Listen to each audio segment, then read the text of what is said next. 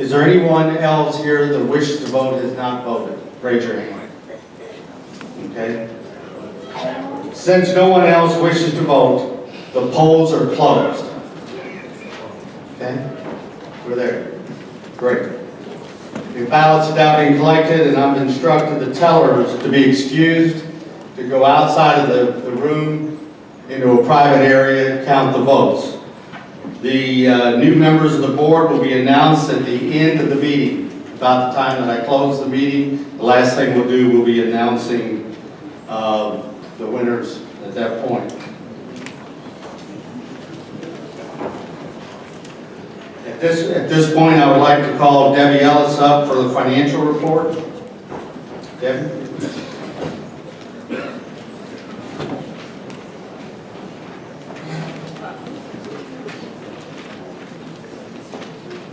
Thank you, Dave. Hi, everyone. I figured I got the windows closed so we can't see what a beautiful day we're missing.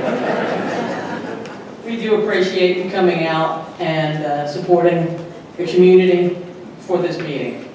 Who's going to be running this slide? Okay. Hit it. Okay. First thing we'll do is go over the 2017 results.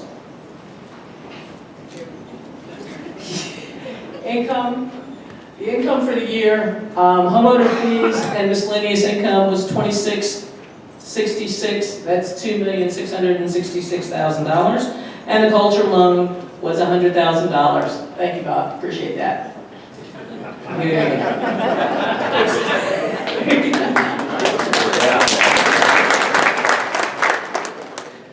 Our expenses for the year for administration were $543,000.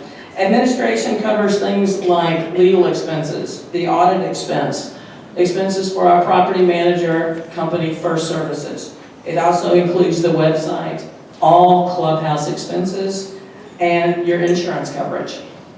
The homeowner's amount of $1,198,000 is the expenses related directly to your property, your lawn care, your trash pickup, your cable, and your security. It covers also your irrigation. The clubhouse area and courts, $433,000, and entry, common area, and marina was $668,000, for a net loss of $76,000 for the year. On the balance sheet, the capital reserves came in at $310,000, and the culture loan is at $2,496,000. Now let's look at the numbers compared to the budget. At the beginning of the year, at the beginning of this year, 789 homes have been sold. That includes 122 new home sales during 2017. We had 28 resales during the year.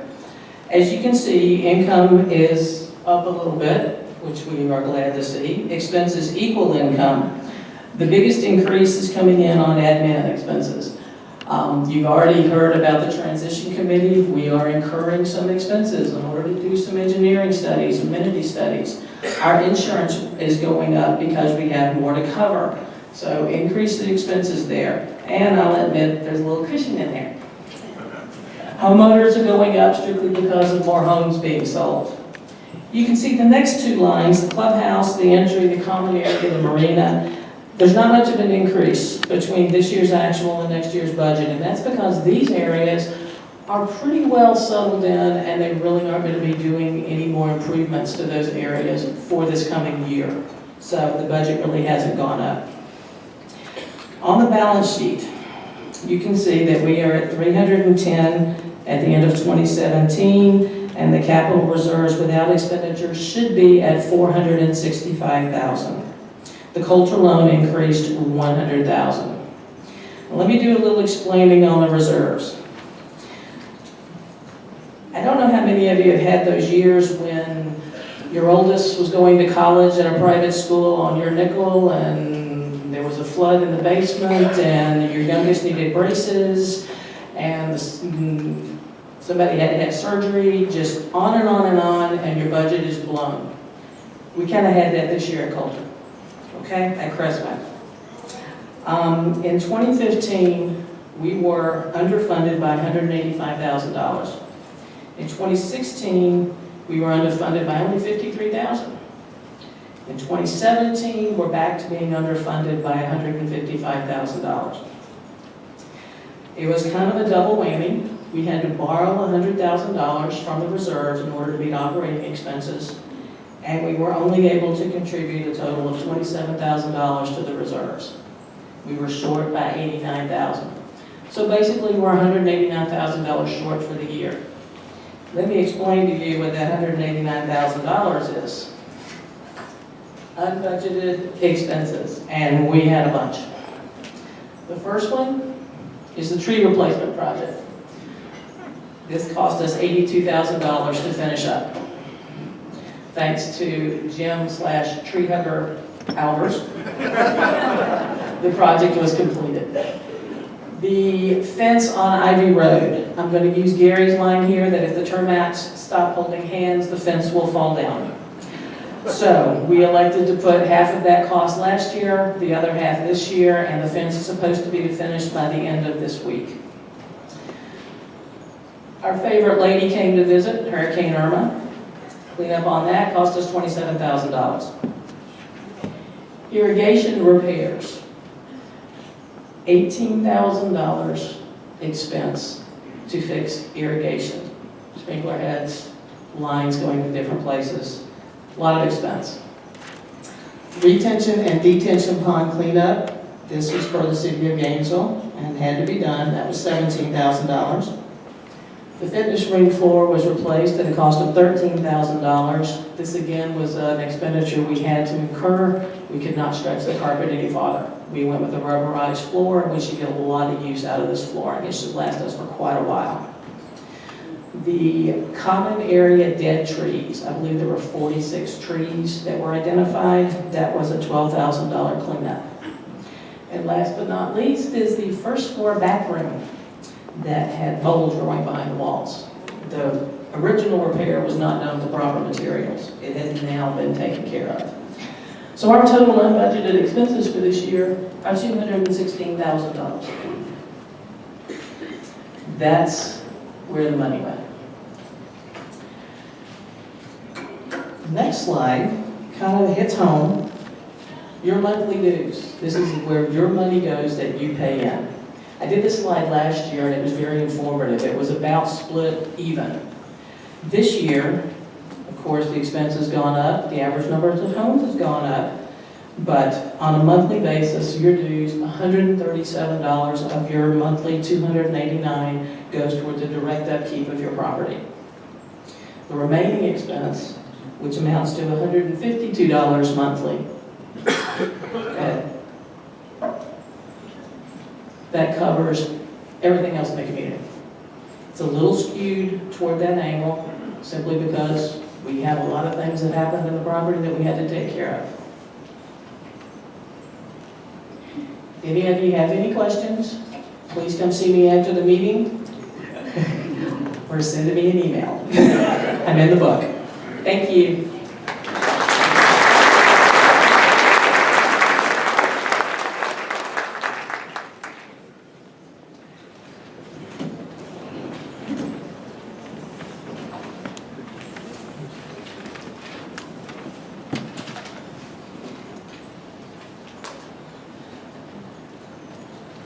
The board of directors, each year over the last several years, I've given a report on what we've accomplished.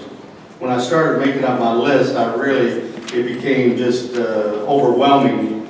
And so what I did was I just selected really almost 30 items that I thought were more significant.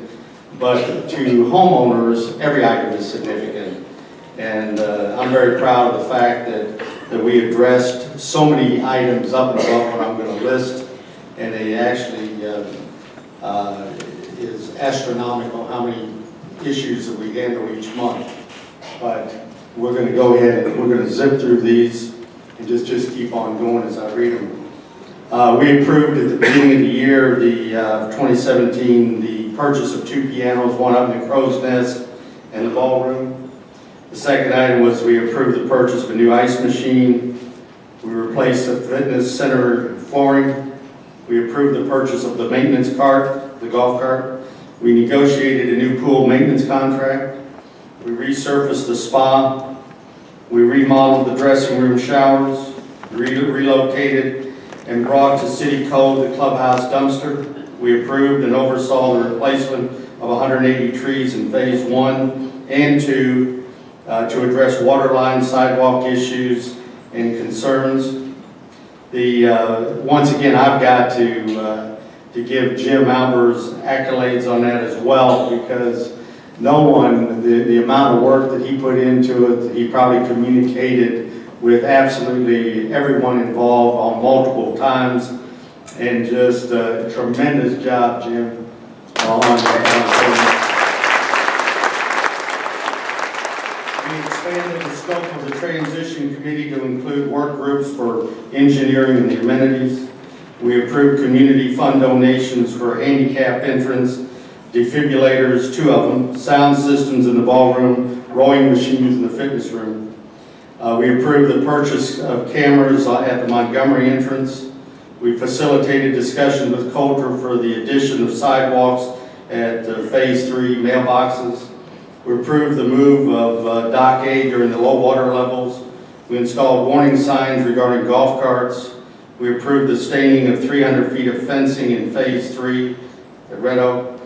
We approved the request of the pickleball club to purchase and install new benches for tennis and pickleball courts. Thanks to Gary. We recovered from the summer hurricane Irma, which affected 340 homes and over 50 trees in our common area. We established new guidelines for the board transition.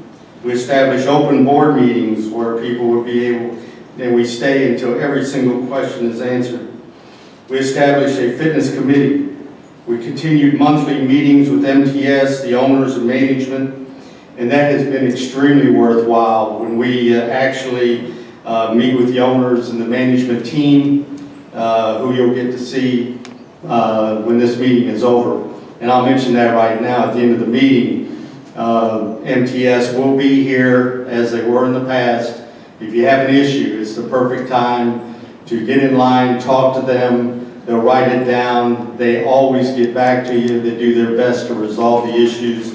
And personally, I'm very proud of the relationship that we have with MTS. HOPA recertification. This is the Housing of Older People Act. Very important that we have the recertification on that every year. We were able to complete that. We implemented the club financial reporting compliance. We completed the 2017 capital reserve study. We completed the 2018 budget.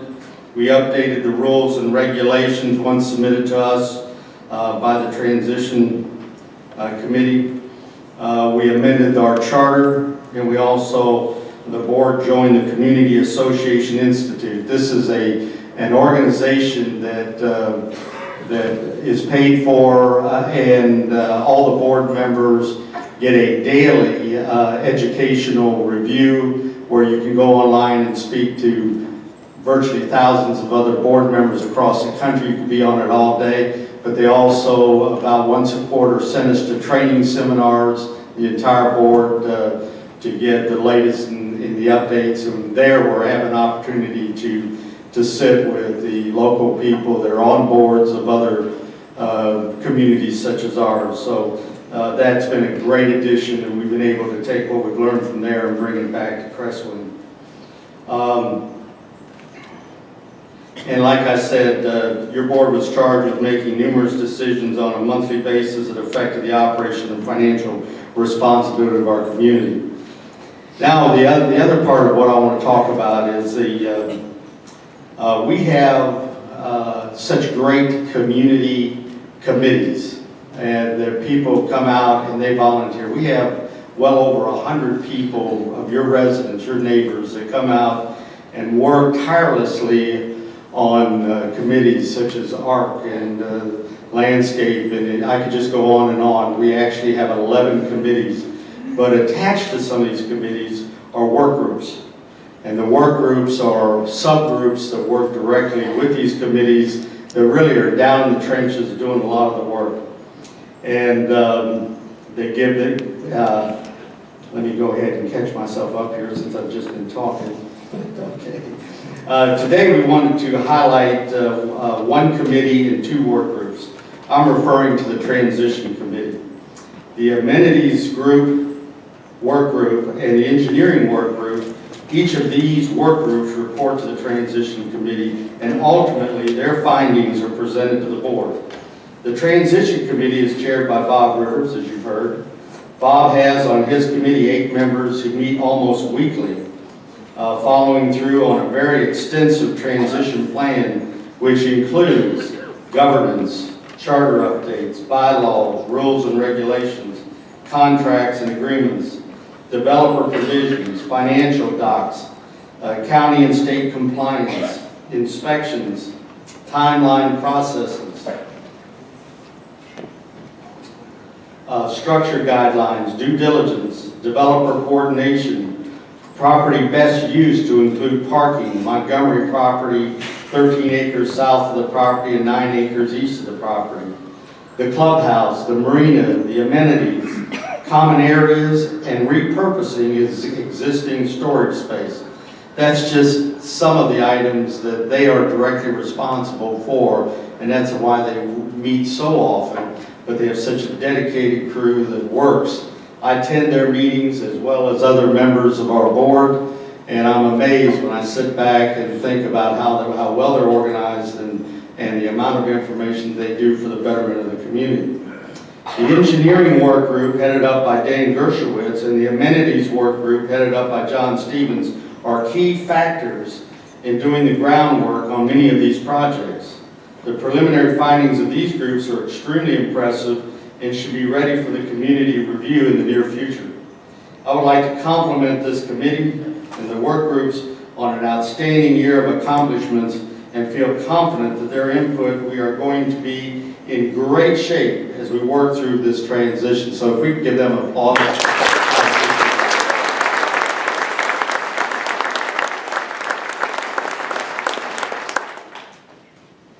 At this point, I get to bring up somebody that everybody really enjoys because it's really all fun.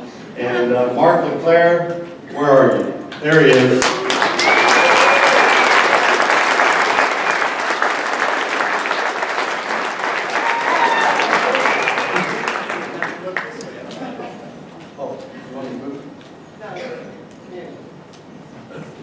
Hey, y'all doing? All right, so we had a really terrific year in lifestyle this year. We'll go through the slides. Oh, there you go. Submitted by me. Great year for lifestyle at Crestwood Lakewood here. All right, here's some of the accomplishments we had in 2017. We won 2 national lifestyle awards that were presented by the NAHB, which is the National Association of Home Builders. The first silver award was for Lifestyle Director of the Year, and the second was Lifestyle Champion.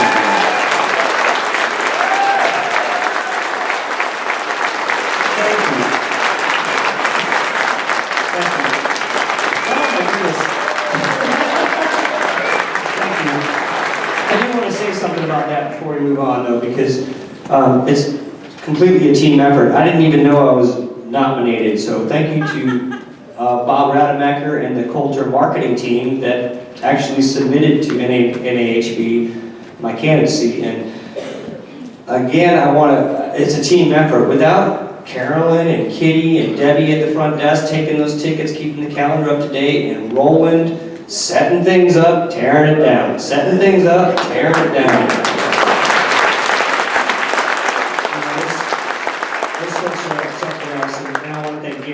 Because Gary is the type of boss that kind of lets me do my thing until I go too far, and then he reels me back in. And yeah. And lastly, I want to thank my social committee, both past and present, because without them, you can't do these kind of things on your own. So They're very, very helpful. And of course the residents, because you can throw the best party in the world, but if nobody comes, it's not really a party. So thank you for continuing to buy the tickets and coming to the event. So thank you. All right. We did have a record number of events and event ticket sales this year. The great news about Lifestyle is that it's completely self-sufficient. Bob loves that. And profitable, actually. We made improvements and additions to staging, sound, and lights in conjunction with CPAC. We've been sharing a lot of cost and trying to improve the quality of the shows. We added several new clubs and interest groups this year, which is always terrific. And we formed a new fitness committee and did a community-wide fitness survey, which was really good at gathering a lot of information on what you guys would like to see. And hopefully throughout the year last year, we actually made some of those improvements for you. We had a gigantic, huge health fitness fair, which again, the fitness committee was terrific about putting together. We added some new equipment to our fitness room. Let's look at some numbers. We had over 40 major and diverse lifestyle events in different types of scope and pricing. We had 24 very successful movie nights. We had 1,735 total tickets sold for the year in movies. We had 240 brouhaha morning coffee gatherings. We sold over 8,500 lifestyle event tickets, with the average ticket price only being $10. 90% of the events that we had in lifestyle were either sold out or above 90% room capacity.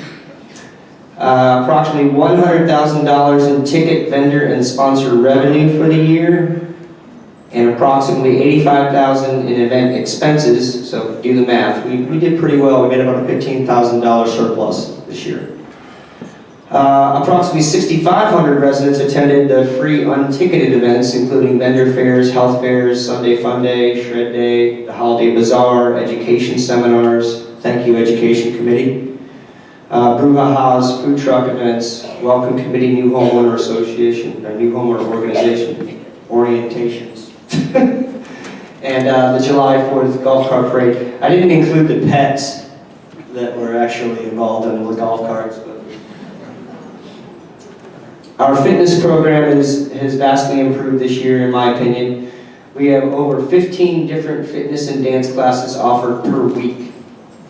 Out of those 15, about 10 of them are free and done by these wonderful residents that volunteer to do this class.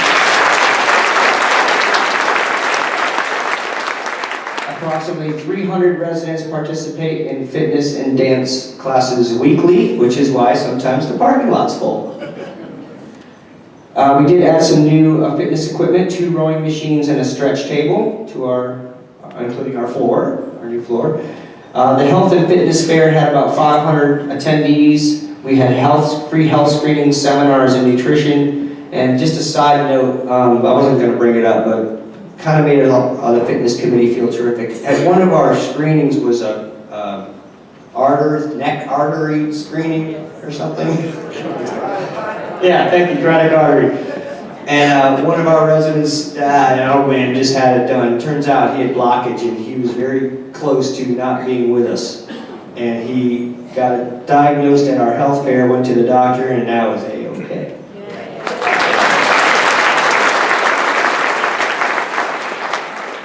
We added 6 new fitness and dance classes this year. Beginner line dance, clogging, dancing with Leah, balance and stretch class, circuit burn, and back care 101, so we're expanding. Our free fitness and equipment orientation is offered twice a month, and a great big shout out to both JP and Ava, who kind of keep it all in control.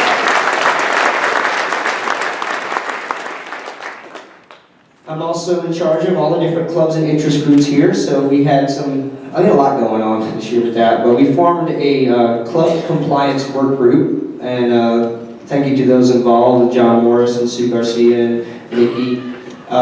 We review and approve all the different applications that come in, and we did a little overhaul on the club operating manual as well. We added and approved several new clubs and interest groups here this year. Reviewed and approved all clubs and interest group renewals. We tested and implemented a new club online voting system. And we had a record number of large and small club-sponsored social events.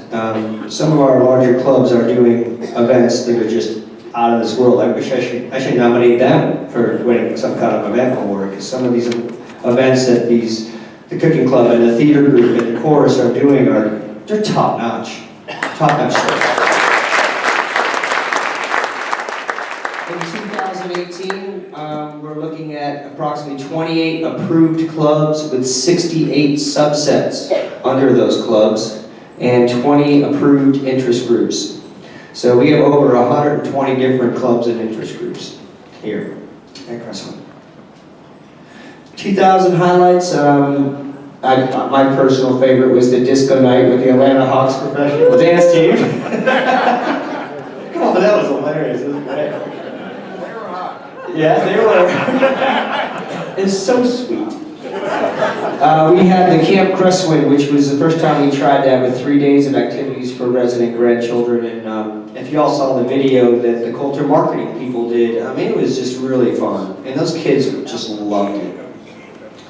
We had 2 sold-out nights with Dean Z as our Elvis guy. Who, by the way, for 2 years in a row, I believe, was voted by Memphis Graceland as the best Elvis in the entire world. Bring it back. Pretty nice. Over 700 residents attended the Seven Bridges Eagles tribute outdoor concert. So on that note, 2018, in March, we're bringing a 9-piece dance band from Chicago called the Motowners. In April, we're bringing the Bird Dogs, which is an Everly Brothers tribute from California. June is a Chi-Town Authority, a Chicago tribute band outdoor concert. July, we're bringing back Camp Crestwood. We moved it to July because some of the schools were still closed in June, so we moved it to July. August, Dean Z is coming back for 3 nights. In October, we have a Fleetwood Mac tribute band called Rumors for our outdoor concert. And all new First Friday entertainers, comedy teams, trivia, and dances we're kind of going on the theme of bringing in stuff that hasn't been here before this year. So all new stuff. And that's my lifestyle report.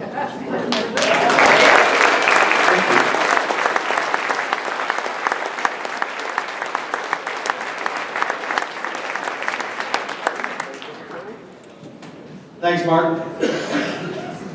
At this point, I'd like to call Bob Rademacher up here to give a report on our accomplishments and anything you'd like to say.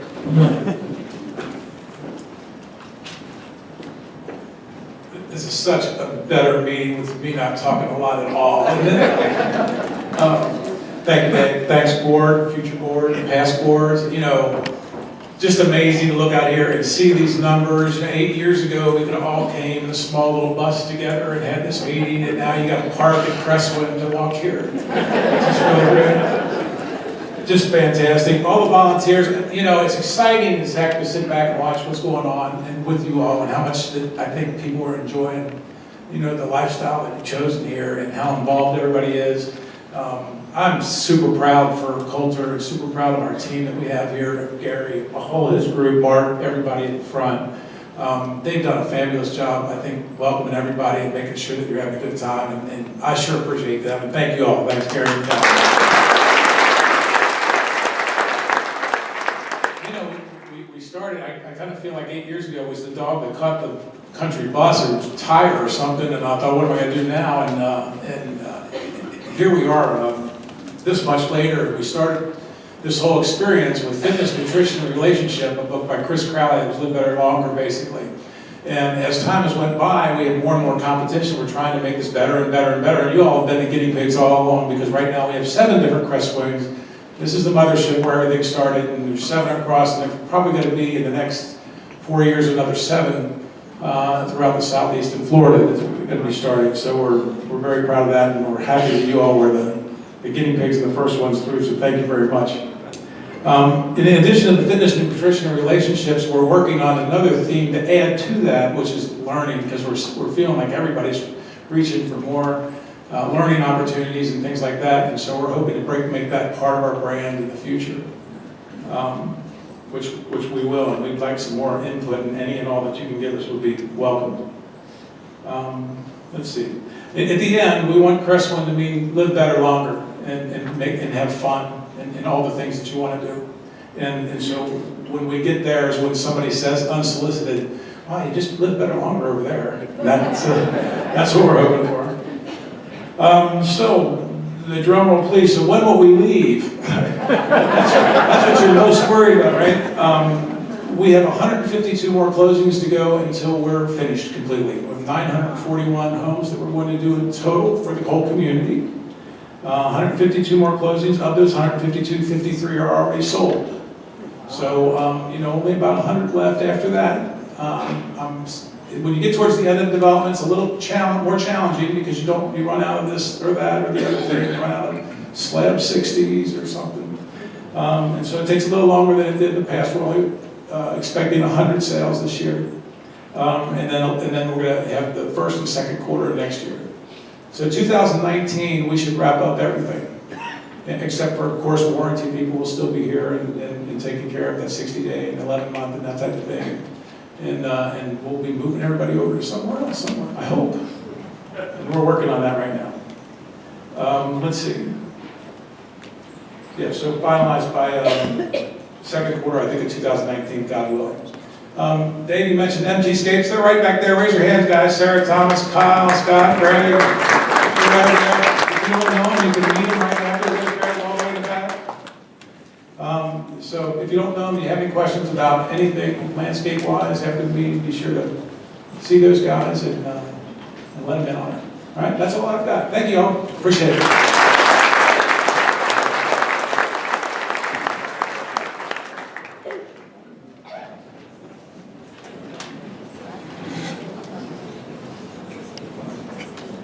As the outgoing chair, I took the liberty to write down some personal comments I just wanted to share with you. It's been an honor to serve as your chairman for the past 2 years. I can't begin to thank this board, Bob Rademacher, Gary Hewling, who I have met on virtually a daily basis, and especially to his staff for the support and the professionalism they afforded me during this time. I want to take a moment to express a special thanks to the departing members, to Barbara Conley, for always sitting on my right side, reminding me to stay focused and on time on the projects that we had at hand. And to Dave Euler, who quietly maneuvered this board to address issues for the betterment of what we're going to call the tunnel people.